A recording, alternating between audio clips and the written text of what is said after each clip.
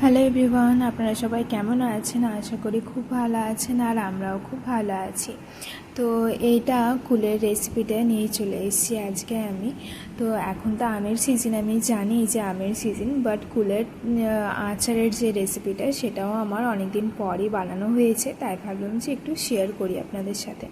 তো কী লাগছে আগেই বলে দিই। গুড় লাগছে, আর কুলটাকে ভালো করে ধুয়ে নিয়েছি। নুন আছে, ভাজা মশলা আছে, হলুদ আছে, আর 5 ফোড়নের মধ্যে নিয়েছি আমি মৌরি, আর নিয়েছি তেজপাতা। এবারে ভালো করে কুলগুলোকে ধুয়ে নিই আমি ঝুড়ির মধ্যে, কারণ জলটা ঝরে যাবে। আর কুলগুলো বেশ অনেক দিন ধরে রোদে দিয়েছিলাম বলে শুকিয়েও গেছে। তো এবারে আমি জলটা ফেলে দিই। বেশ অনেকটা মতনই তেল দিয়েছি, আর এবারে দিয়ে দিলাম আমি মৌরিটা, আর সাথে দিয়ে দিলাম যে 2টো তেজপাতা নিয়েছিলাম সেইগুলো। মৌরিটা বেশ ভাজা ভাজা হয়ে গেছে, গন্ধটাও বেশ সুন্দর বেরোচ্ছে।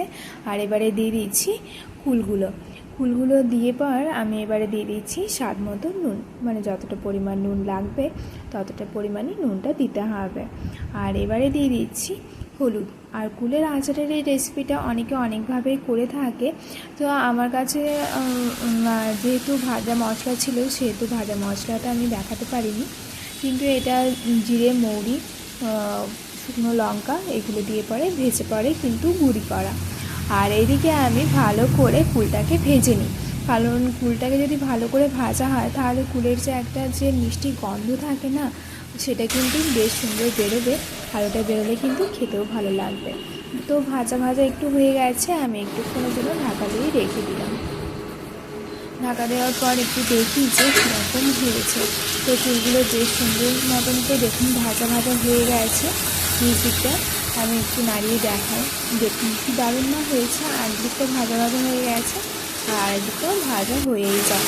এভাবে নাড়তে ভাজা হয়ে যাবে। দেখে নিই যে একটু নরম হয়েছে কিনা। তো বেশ সুন্দর নরমও হয়ে গেছে, যেহেতু ঢাকা দেওয়া ছিল সেহেতু নরমও হয়ে গেছে। আর এবারে আমি দিয়ে দিচ্ছি গুঁড়ো গুড় যেটা থাকে সেটা। আর এবারে দিয়ে দিচ্ছি একটু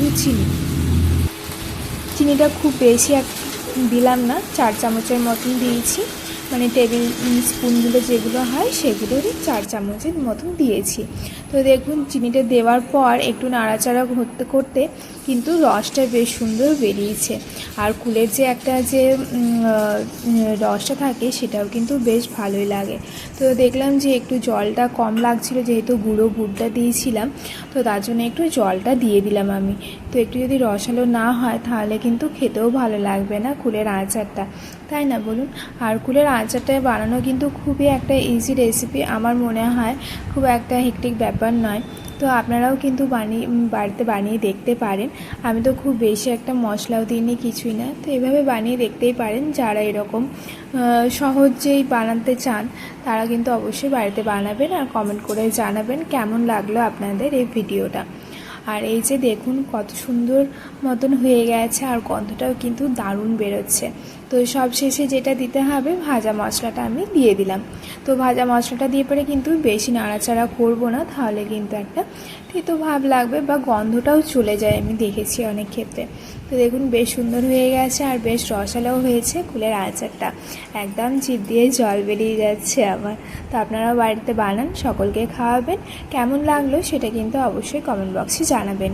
একটুক্ষণ ঠান্ডা করতে রেখে দিয়েছিলাম, যেহেতু বয়ামের মধ্যে ভরে রাখবো তার জন্য। আর এটা ভাত দিয়ে খেতে বা রুটির সাথে খেতেও কিন্তু দারুণই লাগে, আমার তো খুবই ভালো লাগে। তো অবশ্যই চ্যানেলটিকে আমার সাবস্ক্রাইব করে রাখবেন, আর ভিডিওটি ভালো লাগলে একটা লাইক করবেন। তো আমি চটপট এবারে ভরে ফেলি বয়ামের মধ্যে কুলের আচারটা। তো এটাকে অনেক দিন কিন্তু স্টোর করে রাখতে পারবেন ফ্রিজের মধ্যেও। আর এখন তো কাঁচা আমের সিজন, বাজারে প্রায় কাঁচা আম চলেই এসছে। তো আমি যেভাবে কুলের আচারটা বানালাম ওইভাবে কিন্তু আমের আচারও কিন্তু বাড়িতে বানিয়ে নিতে পারবেন খুব সহজেই। তো চলুন তাহলে ভিডিওটা এখানেই শেষ করছি। দেখা হচ্ছে কিন্তু পরের ভিডিওতে। ভালো থাকবেন, সুস্থ থাকবেন, টাটা, বাই বাই।